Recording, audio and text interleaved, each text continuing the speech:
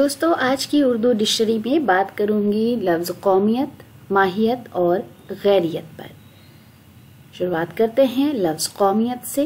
कौमियत का मतलब है नस्ल, असल, निजात, किसी मुल्क का बाशिंदा होने की हैसियत या कानूनी तस्दीक। शहरियत वो तशख़्ख़ुस या एहसास तशख़्ख़ुस जिसकी बुनियाद वतन या मजहब व मिल्लत हो।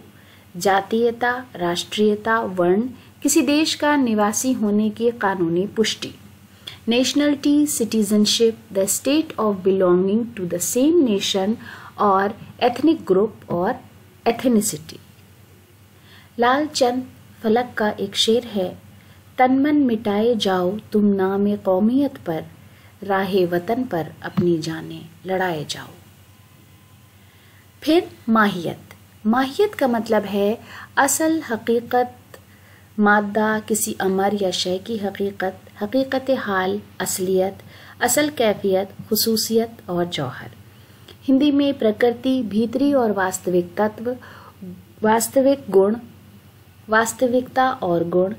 अंग्रेजी में सब्सटेंस, इसेंस, क्वालिटी, स्टेट और form of being natural. Sheikh Zahooruddin Hatim का एक शेर है, कहें हम बहरे बेपायान गम की माहियत किससे, न लहरों से कोई वाकिफ न कोई था जाने हैं। उसके बाद लफ्ज़ गैरियत। गैरियत आपने बहुत बार सुना होगा। इसका मतलब है अजनबियत, बेगानगी, अजनबीपन, मगायरत, इख्तिलाफ, बेरुखी और बेपरवाही। हिंदी में विचित्रता, भिन्नता, मतभेद, उदासीनता, विरक्ति, अपक्षपात और उपेक्षा जैसे शब्द इसके लिए इस्तेमाल होते हैं। अंग्रेजी में strangeness, difference, separateness, dissimilarity, indifference, estrangement and coldness जैसे अल्फाज इस्तेमाल होते हैं। दत्तात्रेय कैफी का एक शेर है, असल वहदत की बिना है अदम गैरियत, उसका जब रंग जमा गैर को अपना जाना।